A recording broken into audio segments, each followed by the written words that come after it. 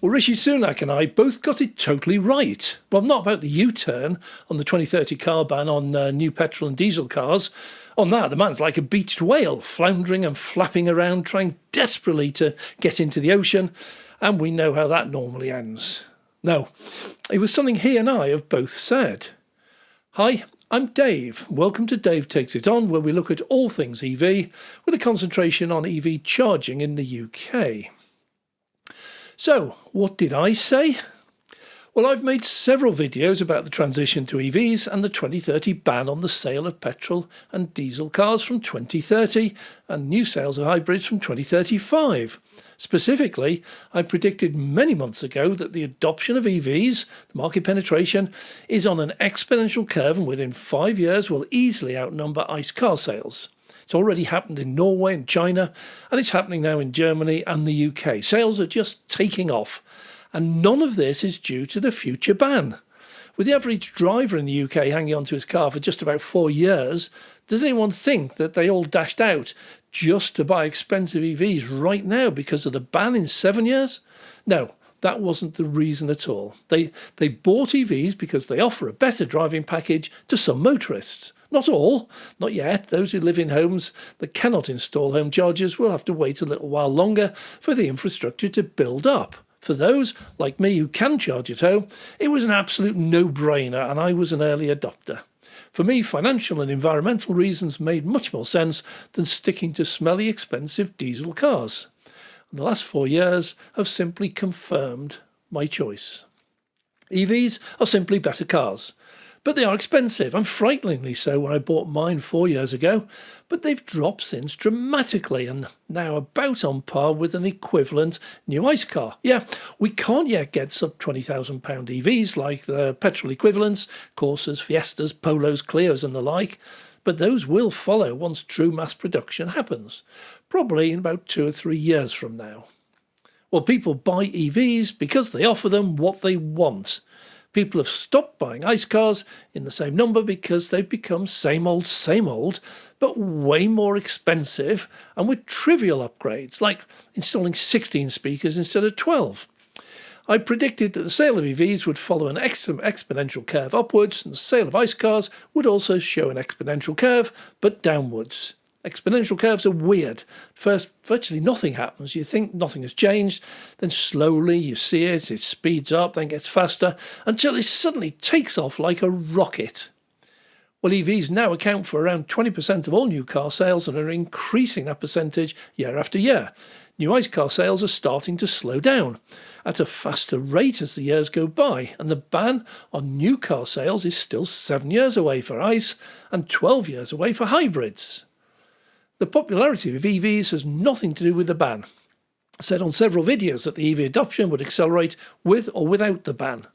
With it, just reminded people how out of date the ICE cars are and how much pollution they actually produce.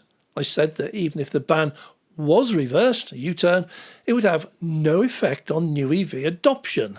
Well, why would that be?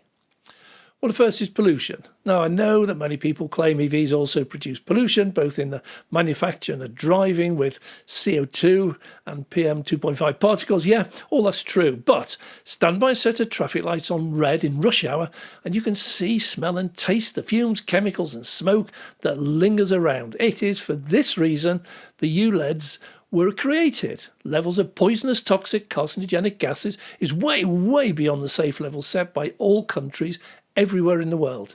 We're killing ourselves and packing our hospitals with those suffering from asthma through to cancer, heart attacks and strokes. It's so bad that governments risk the wrath of their voters and imposed restrictions aiming for 2050. Well, second, as these clean air zones increase and expand, taxis, rideshares and car hire vehicles, amongst the worst polluters because of the high stop-start mileage, they switch to EVs by 2025, and that target has not yet, to my knowledge, been reversed. The sale of petrol and diesel will drop sharply, as it does, and with an eye to a rapidly disappearing market and profit, the oil companies must increase prices substantially. And this is already happening, but for a different reason. In a recession, all companies see sales and turnover and profits reduce, and there's only a limited opportunity to try and reverse that. But if an oil company like Saudi Arabia sees its profits drop, it simply reduces crude oil output. This makes them more money, puts the rest of the world into bigger reductions. This is happening today. OPEC has dropped output by millions of barrels a day, price of crude oil has rocketed, and the extra cost of petrol and diesel at the pumps today is affecting every single sector of our lives. If EVs lead to a drop in sales of petrol and diesel, they will simply increase oil prices and cut production. And if EV sales carry on as they are, then they'll eventually just price themselves out of the market. Well, Rishi Sunak correctly pointed out EV sales no longer needed that ban to come into effect. I agree with that. But, and this is a huge but, the motor manufacturers were the first off the blocks to instantly criticise him for the U-turn. Industry and manufacturing need security and stability. It takes years to bring a product to market and even more years before it makes a profit. All industry and business thrives on stability, whatever form it takes. Bans and incentives both shape the future of business. Change is an utter disaster. If a government announces a policy, you then spend millions gearing up specifically for that change, then whether or not you agree with that policy, a last-minute reversal can throw everything out of the window. All your investment might just have been wasted. You now face even more investment in switching back again. And what promise do you have that the reversal will itself not be reversed in a year or so? Industry saw what Sunak did as a hugely destructive force, throwing away any stability and belief they had in the UK government and indeed their own survival. For many companies, such a reversal could easily bankrupt them. At a time of huge disruption caused by Brexit, this is a knife in the back. Just as many companies were starting to get back on their feet, it condemns the UK manufacturing to doubt and uncertainty at a time it is absolutely essential. And it will not in any way stop the adoption of EVs, it'll just slow it down. And a slowdown in production is needed like a hole in the head. So why did he do it?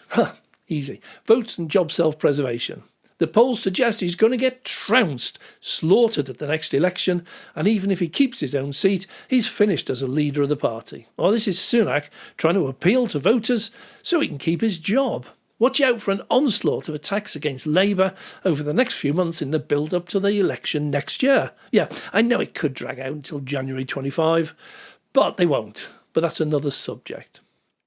So what happens with EV sales? Well, they will slow down definitely from where they were projected to be, but still grow dramatically, exponentially, as ICE car sales decline at the same sort of pace.